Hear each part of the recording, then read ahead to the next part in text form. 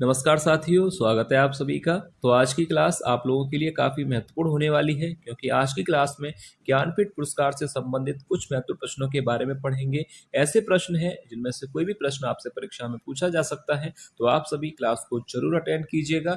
और क्लास शुरू करने से पहले जो भी विद्यार्थी चैनल पर नए हैं या पहली बार क्लास ले रहे हैं, वो चैनल को सब्सक्राइब जरूर कर लें, क्योंकि ऐसे ही महत्वपूर्ण प्रश्न चैनल पर डेली कराए जाते हैं। तो चलिए ज्यादा समय न लेते हुए क्लास को शुरू करते हैं और देखते हैं आज का पहला प्रश्न। तो देखिए, पहला प्रश्न है, ज्ञानपीठ पुरस्कार से सम्मानित होने वाले हिंदी के प्रथम साहित्यकार हैं, यानी हिंदी में पहला ज्ञानपीठ पुरस्कार किस साहित्यकार को मिला था। तो याद रखिएगा, ज्ञानपीठ पुरस्कार से सम्मानित होने वाले हिंदी के पहले जो साहित्यकार हैं वह हैं सुमित्रानंदन पंत। याद रखिएगा, विकल्प सी यहाँ पर राइट हो जाएगा। पहला ज्ञानपीठ पुरस्कार हिंदी में पहला ज्ञानपीठ पुरस्कार मिला था सुमित्रानंदन पंत जी को, याद रखिएगा। अब इसके बाद देखिए अगला प्रश्न देखते हैं। रामधारी सिंह दिनकर को ज्ञानपीठ पुरस्कार किस कृति पर मिला। तो आपको इस प्रश्न का सही उत्तर बताना है कि रामधारी सिंह दिनकर को ज्ञानपीठ पुरस्कार उनकी किस रचना के लिए मिला था। तो देखिए, इस प्रश्न का जो सही आंसर हो जाएगा, याद रखिएगा, विकल्प यहाँ पर डी सही होगा, उर्वशी पर। उर्वशी रचना के लिए रामधारी सिंह जी को ज्ञानपीठ पुरस्कार से सम्मानित किया गया था, याद रखिएगा। अब इसके बाद देखिए अगला प्रश्न देखते हैं। ज्ञानपीठ पुरस्कार किस क्षेत्र में श्रेष्ठ कार्य के लिए दिया जाता है। तो इस प्रश्न का जो सही उत्तर है वह मैं आपको बता दूं, याद रखिए, सरल प्रश्न है। ज्ञानपीठ पुरस्कार किस क्षेत्र में श्रेष्ठ कार्य के लिए दिया जाता है। तो विकल्प यहाँ पर पहला ही सही हो जाएगा, साहित्य के क्षेत्र में। याद रखिए, ज्ञानपीठ पुरस्कार साहित्य के क्षेत्र में श्रेष्ठ कार्य के लिए दिया जाता है। अब इसके बाद देखिए अगला प्रश्न देखते हैं। सुमित्रानंदन पंत को ज्ञानपीठ पुरस्कार किस रचना पर मिला। यह भी प्रश्न आपकी परीक्षा के लिए अच्छा प्रश्न है, पूछा जा सकता है। सुमित्रानंदन पंत को ज्ञानपीठ पुरस्कार उनकी किस रचना के लिए मिला था। तो यहाँ पर राइट आंसर हो जाएगा, याद रखिएगा, विकल्प यहाँ पर सही होगा सी, चिदम्बरा कृति के लिए। ठीक है, याद रखिए, सुमित्रानंदन पंत को ज्ञानपीठ पुरस्कार उनकी किस रचना पर मिला था। चिदम्बरा के लिए इन्हें ज्ञानपीठ पुरस्कार से सम्मानित किया गया था। अब इसके बाद देखिए अगला प्रश्न। सुमित्रानंदन पंत को ज्ञानपीठ पुरस्कार किस वर्ष मिला।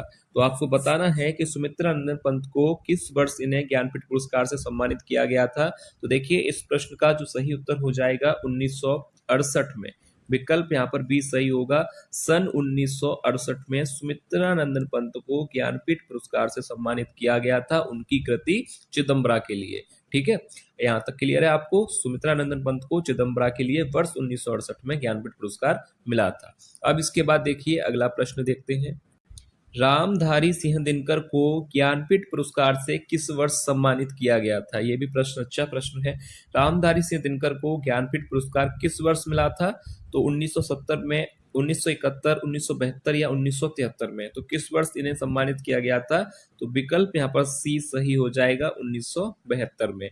याद रखिएगा, रामधारी सिंह दिनकर को वर्ष 1972 में ज्ञानपीठ पुरस्कार से सम्मानित किया गया था, और उनकी किस कृति के लिए। उर्वशी के लिए। ठीक है, रामधारी सिंह दिनकर को उर्वशी के लिए वर्ष 1972 में ज्ञानपीठ पुरस्कार मिला था। अब इसके बाद अगला प्रश्न देखते हैं।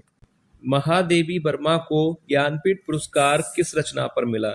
हिंदी की परीक्षा में यह प्रश्न आना जरूरी है, याद रखिएगा। महादेवी वर्मा को ज्ञानपीठ पुरस्कार किस रचना पर मिला था। दीपशिखा, रश्मि, यामा और अतीत के चलचित्र। पहले तो याद रखिए कि चारों ही रचनाएं किसकी हैं, महादेवी वर्मा की। दीपशिखा, रश्मि, यामा और अतीत के चलचित्र, ये चारों ही रचनाएं महादेवी वर्मा की हैं, पर ज्ञानपीठ पुरस्कार इन्हें मिला था इनकी कृति रचना यामा के लिए। ठीक है, याद रखिएगा, महादेवी वर्मा को ज्ञानपीठ पुरस्कार उनकी कृति यामा के लिए मिला था। अब इसके बाद अगला प्रश्न देखते हैं। महादेवी वर्मा को ज्ञानपीठ पुरस्कार किस वर्ष मिला। तो देखिए, ज्ञानपीठ पुरस्कार उन्हें किस वर्ष मिला था। 1980 में या 1981, 1982 में या 1983 में। तो याद रखिएगा 1982, यानी विकल्प यहाँ पर सी सही हो जाएगा।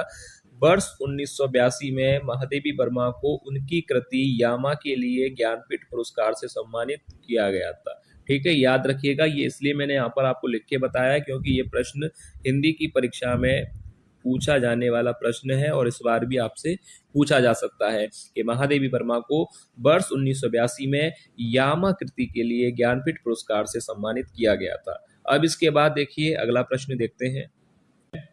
अज्ञे जी को किस रचना पर ज्ञानपीठ पुरस्कार सम्मान मिला था? तो देखिए अज्ञे जी को बताना है आपको कि ज्ञानपीठ पुरस्कार किस सम्मान यानी किस रचना के लिए इन्हें यह सम्मान मिला था। शेखर एक जीवनी, कितनी नावों में कितनी बार, आंगन के पार द्वार या नदी के द्वीप। तो देखिए याद रखिएगा अज्ञे जी को ज्ञानपीठ पुरस्कार मिला था उनकी रचना कितनी नावों में कितनी बार के लिए, यानी विकल्प यहाँ पर 20 सही हो जाएगा। याद रखिएगा कितनी नावों में कितनी बार के लिए इन्हें ज्ञानपीठ पुरस्कार मिला था। अब इसके बाद अगला प्रश्न देखते हैं। अज्ञे जी को भारतीय ज्ञानपीठ पुरस्कार से किस वर्ष सम्मानित किया गया था? तो देखिए ये भी प्रश्न आपकी परीक्षा के लिए इंपॉर्टेंट प्रश्न है कि अज्ञे जी को भारतीय ज्ञानपीठ पुरस्कार किस वर्ष मिला था। तो देखिए यहाँ पर इस प्रश्न का जो सही आंसर हो जाएगा, याद रखिए विकल्प बी, 1978 में। किस वर्ष मिला था? 1978 में। उनकी रचना, अज्ञे जी की जो रचना है कितनी नावों में कितनी बार, इस कृति के लिए वर्ष 1978 में इन्हें ज्ञानपीठ पुरस्कार से सम्मानित किया गया था। अब इसके बाद देखिए अगला प्रश्न देख, प्रथम भारतीय ज्ञानपीठ पुरस्कार किस वर्ष दिया गया? तो ये देखिए प्रश्न, शानदार प्रश्न आया है। प्रथम भारतीय ज्ञानपीठ पुरस्कार किस वर्ष दिया गया, यानी पहला ज्ञानपीठ पुरस्कार किस वर्ष दिया गया था? 1964 में या 1965, 1966 या 1967? तो याद रखिए प्रथम यानी पहला भारतीय ज्ञानपीठ पुरस्कार मिला था 1965 में, यानी विकल्प यहाँ पर सही हो जाएगा बी।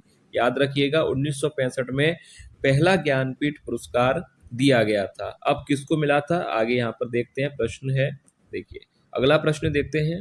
भारतीय ज्ञानपीठ पुरस्कार प्राप्त करने वाले प्रथम लेखक हैं। आपको बताना है कि भारतीय ज्ञानपीठ पुरस्कार सबसे पहले किस लेखक को मिला था?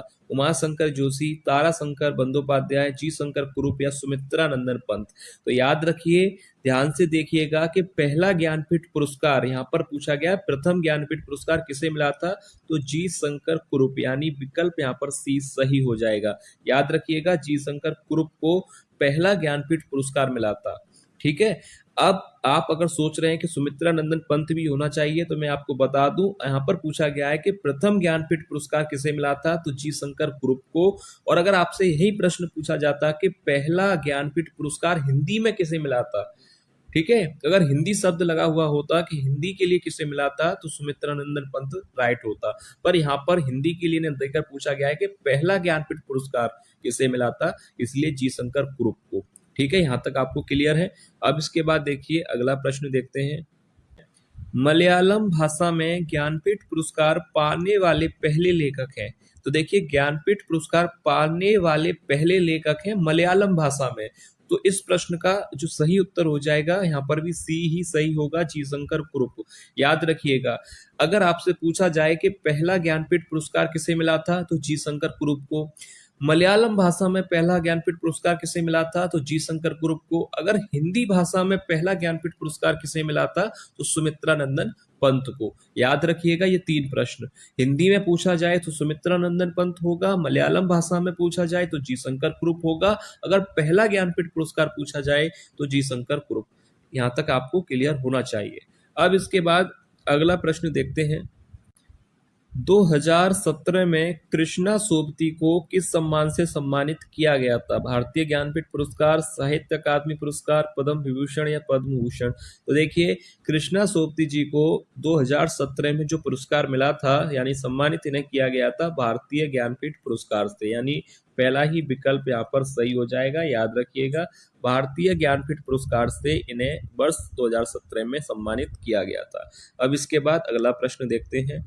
नरेश मेहता को भारतीय ज्ञानपीठ पुरस्कार से किस वर्ष सम्मानित किया गया था? यानी नरेश मेहता को किस वर्ष भारतीय ज्ञानपीठ पुरस्कार मिला था, आपको बताना है। तो याद रखिएगा इस प्रश्न का जो सही उत्तर हो जाएगा वर्ष 1992 में। याद रखिएगा विकल्प बी यहाँ पर सही हो जाएगा, वर्ष 1992 में नरेश मेहता को भारतीय ज्ञानपीठ पुरस्कार से सम्मानित किया गया था। अब आगे यहाँ पर नेक्स्ट क्वेश्चन देखते हैं। कुंवर नारायण को किस वर्ष भारतीय ज्ञानपीठ पुरस्कार मिला? वर्ष 2000 में या 2001 में, 2005 में या 2004 में? तो देखिए कुंवर नारायण को किस वर्ष भारतीय ज्ञानपीठ पुरस्कार मिला था?